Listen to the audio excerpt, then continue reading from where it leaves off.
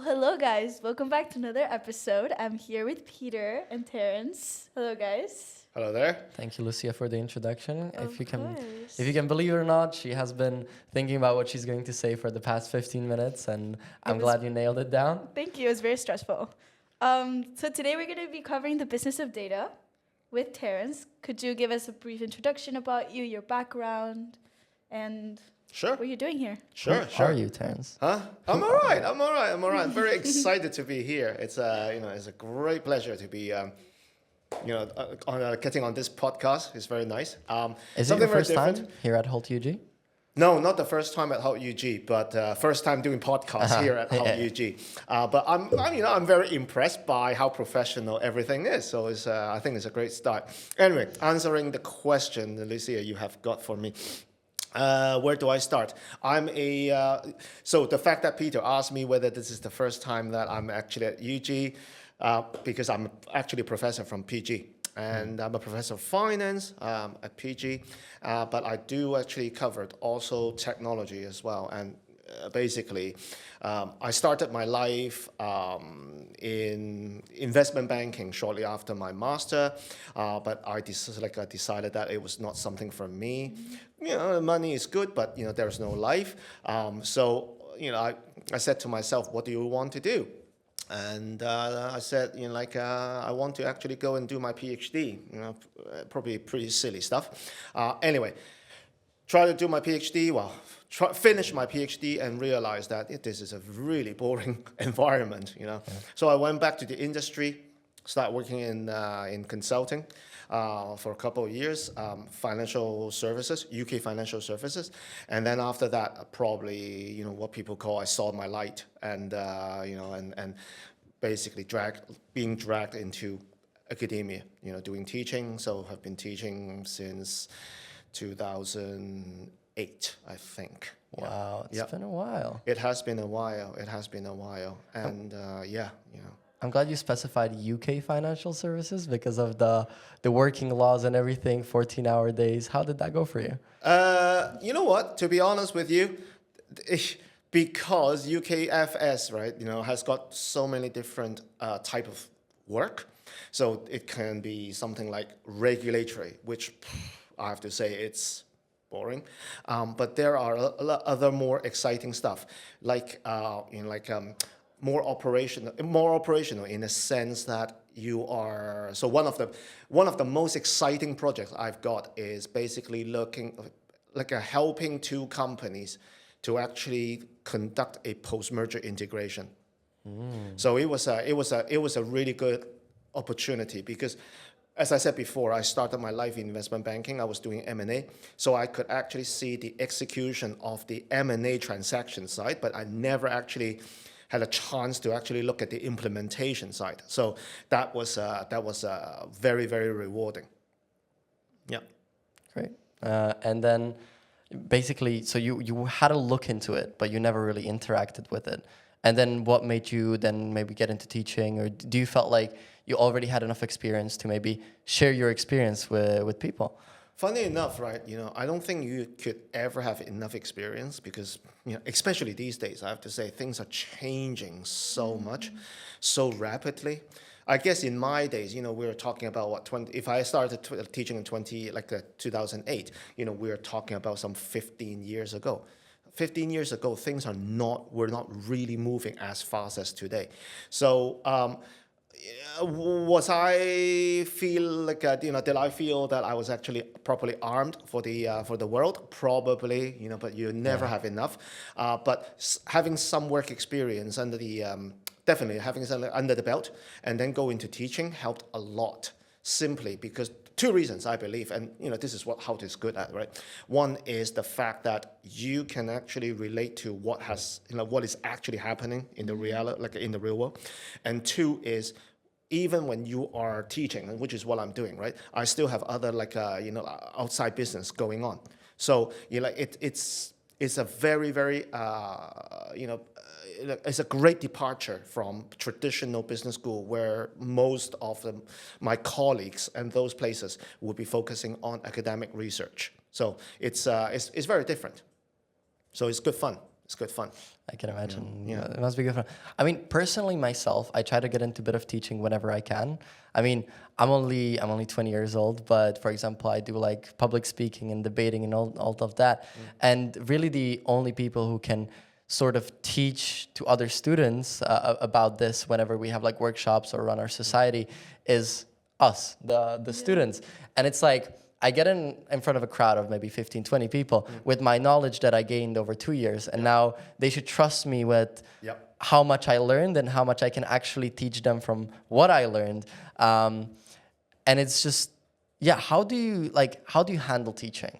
I don't know. Like, it's just like, how do I handle teaching? I don't know. Like, carry a whip, like everywhere I go, probably.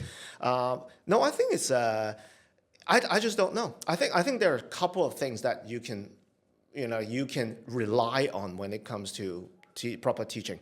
One is the fact that you always tap on the actual issues, right? I think that's one.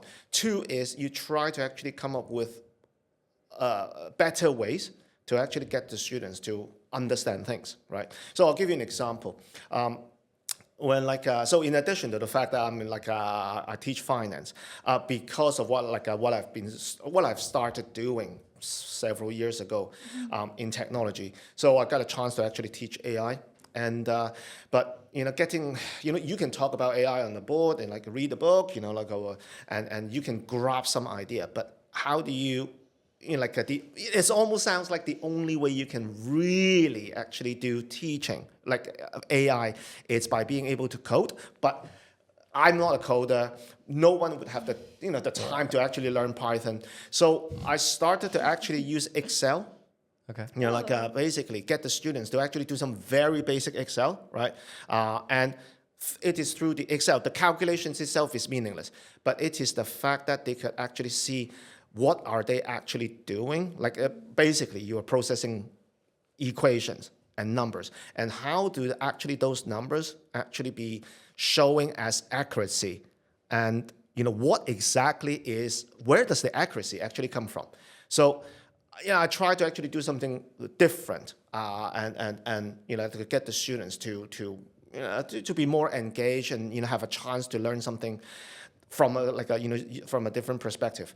And then another way to do it is try to actually make it as practical as I possibly can, because that's if the students can see the practicality behind what you are saying, what you are teaching, I think it will go down a lot better. Yeah. Actually, I was we talked about this in the episode with Daniel too, but I was talking also to a couple friends that go to other unis, and they told me that their professors have the background and they have the knowledge, but it always comes down to the way of teaching and going into more specific teaching styles that benefit the students or more hands-on and revolving the coding. I'm actually like learning how to code right now and taking coding classes and actually going through the background of like step by step, and actually we used Excel the other day. That actually does help a lot. And this revolves around a question that I want to ask you, which is the revolving around teaching. And I want you to describe blockchain to a kindergarten. Oh my God. Blockchain to a kindergarten? I guess don't learn. No, actually, no, it's not true. It's not true. Blockchain to a kindergarten. So I would say it is all about how you can actually build a system you can trust, but the trust is not actually provided by a third party. In other words, right, the trust, it's actually come from not, let's say, Peter, who is the authority. It will be coming from Peter, Lucia, and Zane over there at the back end.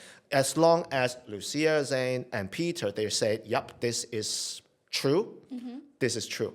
That is basically what blockchain is in one sentence. It is basically a system, the arrangement that makes it possible. And how do you think we get everyone to say, yes, this is true?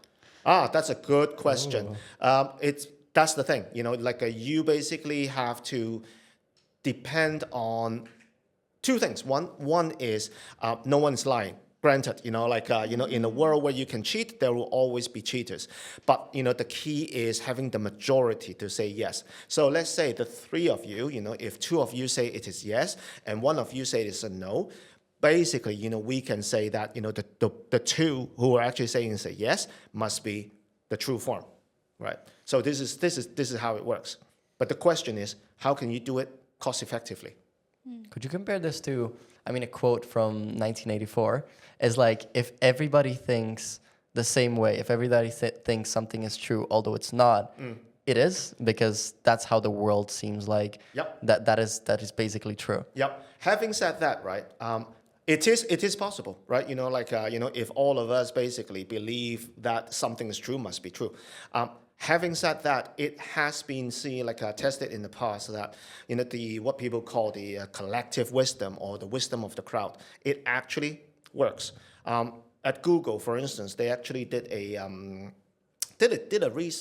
piece of, not actually research, come to think of it, it was actually what they were doing. So it was not Google initiated, but it was actually the staff who were actually trying to actually put it together. And they were trying to say, okay, who is going to be the president of United States of America next, right? And people would just vote. And then they have got on the screen what people have, believe it to be. And what they have found is on very many issues, from presidential elections to I can't remember what, right? Basically the wisdom of the crowd almost always wins. So there are certain values to be had there. Not that but everyone, of course, if everyone is delusional, that's a completely different story. But in a situation where only there could be some people who are delusional, others are not, which chances are we are probably going to see the crowd be making the right prediction. And this is what people call the prediction market. And as a matter of fact, there is a company, blockchain company out there that has done that, exactly that, basically using blockchain to create this kind of so-called prediction market. I do like that the crowd is, like, whenever you got the crowd on your side, you're basically the winner. I mean, whenever we go to pitching competitions with our startup as well, is a lot of the times we're like, oh, maybe the judges didn't pick us, but a lot of the times we're the favorites of the people, and this is what we feel like is the win. And I feel like a lot of businesses do need that public support, because whenever you have the crowd, you have a larger connection, a network of people, this infinite web of these connections. So really, just having that crowd on your side is definitely a benefit. Yeah, I mean, I think that is the reasons why I think I shouldn't be saying this as a business school professor, but I believe that one of the most important skills, and this is definitely the case in finance, it's not the actual hard calculation skills, because calculations, let's face it, can actually be done automatically by Excel and a more advanced technology. What I think is far more important, and when it comes to finance, is basically being able to actually tell a great story. Storylining makes a huge difference. This is especially the case in valuation these days, right? So going back to what you were saying, Peter, if you're standing on the stage, if you can actually do a wonderful storytelling, right, with some data backing you, it's a winner. It's always a winner. The question is, how do you do it? I think it's an art. It's not a science. And I personally don't teach it. It's almost like, okay, you know what, guys, knowledge is important. But yes, knowledge is important. But how you package the knowledge, I believe, is just as important, if not more so. Wow. Yeah. No, that's great. We're also currently in the process of developing a new pitch. We've always been about developing a story, developing a performance, rather than performing something that would just be a passive, hey, this is our business, this is what we do, but rather engaging the audience. And I feel like in all cases of business, of debate, in all areas, we are performers rather than being passive entities in the world. Exactly. I'll give you an example, right? For my company, the AI company I co-founded, the way we do presentations, we thought that the outside world will be a lot more interested in the AI, and the capabilities you got, we can provide for our clients. But lately, we actually changed our presentation style a little bit. We all now we almost always start our presentations with talking about ourselves. Now it sounds very egoistic, but I believe the key here is that AI, selling AI is a very is not an easy thing. All right, Yeah. let's face it. But so what people are actually buying, what clients are buying a lot of the time is buying trust. Can they actually trust you to actually do the right job, right? Not just a good job, but the right job.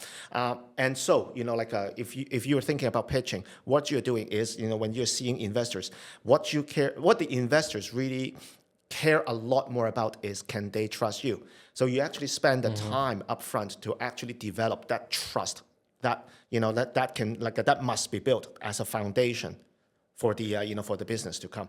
So it's very, very important. I think it's one thing that unfortunately we are a bit late in discovering, but thankfully or hopefully it is we're better late than never. So you set up this balance of doing a performance, doing an art, and then on the other side you have data. Yeah. So if you think it's all about maybe performing with a bit of data, why data? Why are you personally so interested in data?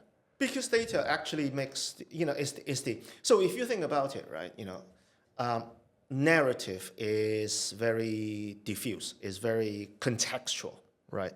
But text is very specific. So you are essentially taking a two-pronged approach. Right, two-pronged approach. One is convincing, getting the emotional connections. The other one with the hard data, you're basically showing how solid your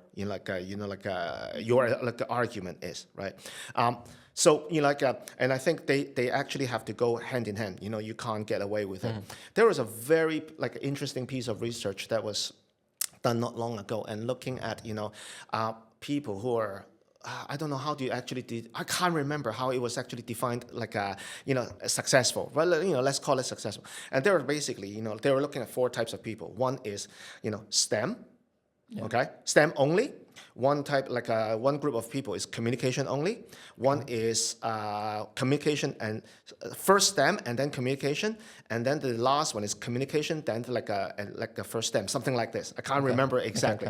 What the research has shown was that even if you're good at STEM but you don't have the communication skills, you are not going to be as successful as those people who are strong in communication skills but with some STEM background, right? So it is clear that the mix is important. Yeah, actually, one of my biggest role models is my father. And the other day he sent me a recording of one of his presentations that he did in Telefónica in Madrid. Yep. And his business is all about AI and VR. And he's working with the Spanish military about whole VR. I do not understand anything revolving around VR. But one of the talents that he does, and it's something that I try to implement when I do presentations in school and stuff like that, is that he puts out his personality, and you can hear the crowd laughing with him. Yes. And he makes jokes about the VR, and he goes Yes. oh, and this is when we were over the port with the drone, and I was in the back of my couch with the glasses. And then you hear the crowd laughing with him and then asking questions about it. And not only as a viewer, I understood what he was talking about without having much knowledge about it, but I feel like I knew him. I feel like he was my friend, and I think that's how he built the trust within the crowd. And that is something that I try to implement in all my presentations, which is hey, this is me. I'm your friend. I'm just about to explain to you something that you might be interested in. Yeah, I think that is, first, I envy you, I have to say. The fact that, one, you have got a father who could be a role model. It's not always the case, right? And second, you are willing to use your father as the role model, right? Which my kids will probably say, nah, not this guy. But I think, I think what is important here, right? And I think you highlighted very, very well. And that is the fact that no matter how, surely, selling VR and AI stuff, right? These are all data driven. These are all, that there could be a business case to be made, right?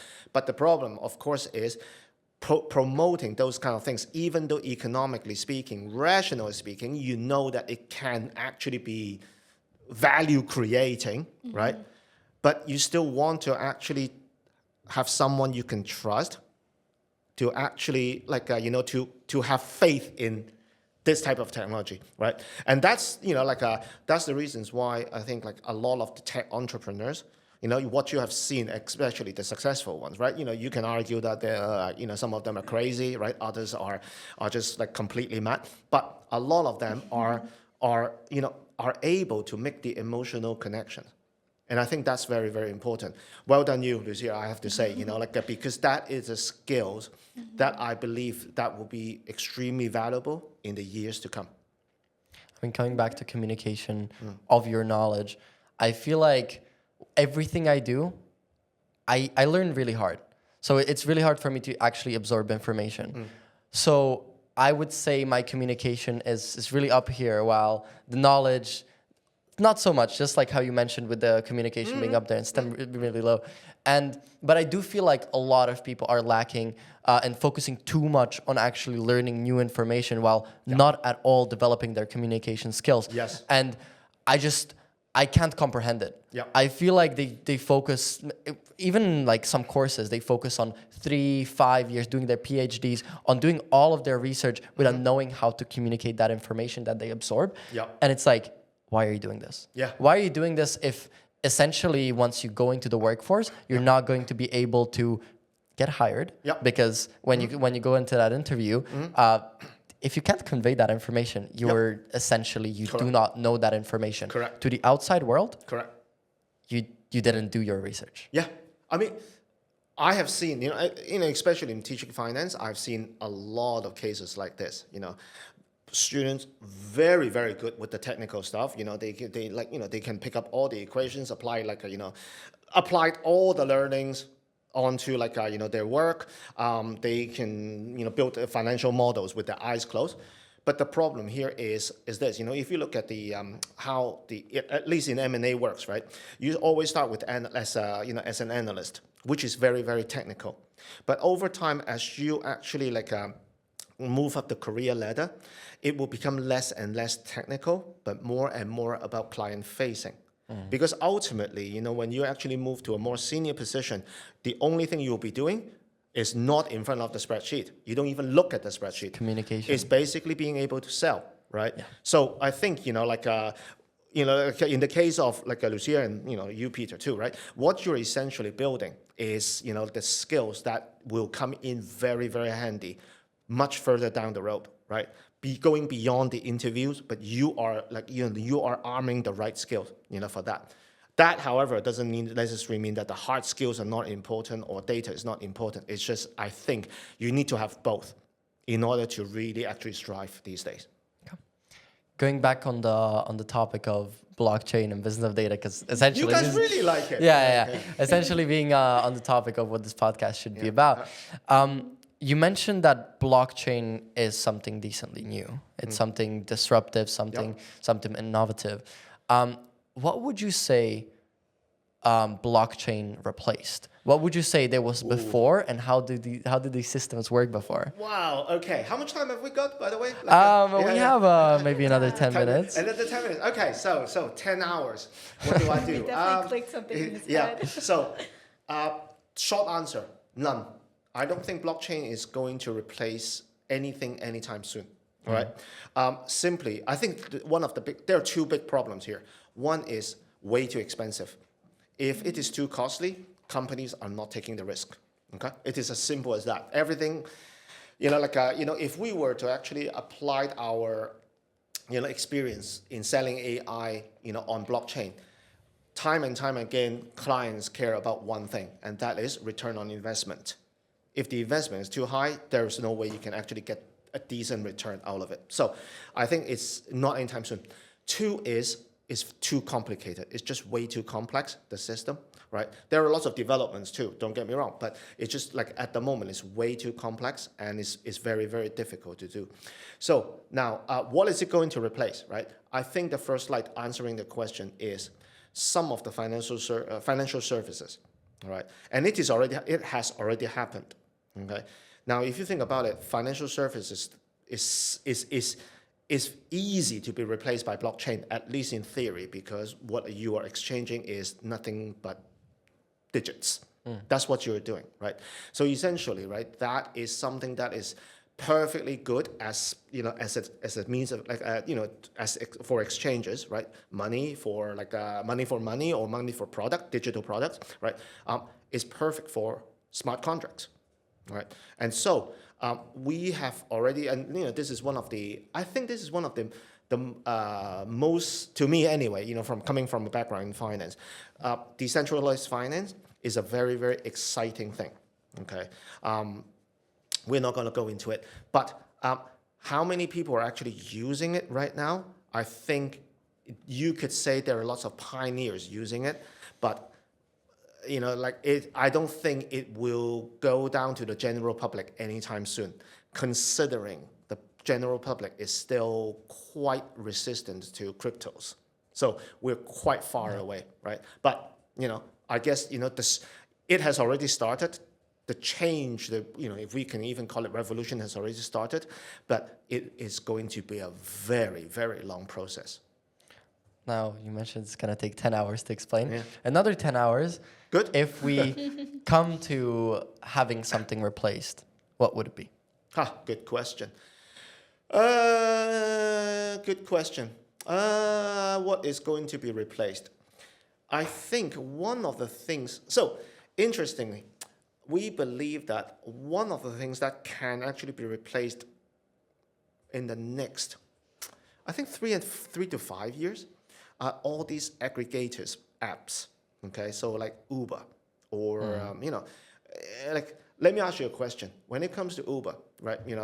So let's say you actually come arrived right at the airport, and you want to order a taxi. Okay, how do you order a taxi? Well, you can actually press Uber.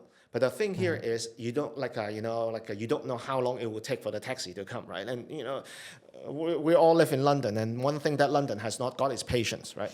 So Yes. right, and so you look at Uber, you say, the taxi is gonna come and then you actually what do? Is you open another app. Right, Bolt. right, at both, right, let's say, and then you may say, you know what, let me actually try free now as well, and see which one of them you actually get, will get you the taxi quickest, right? We do that so often. We do that so often, right? Exactly. Now, what I think is, if you think about it, what the a Bolt, right, Uber and Free Now, they're all basically, a shared economy platforms, whatnot.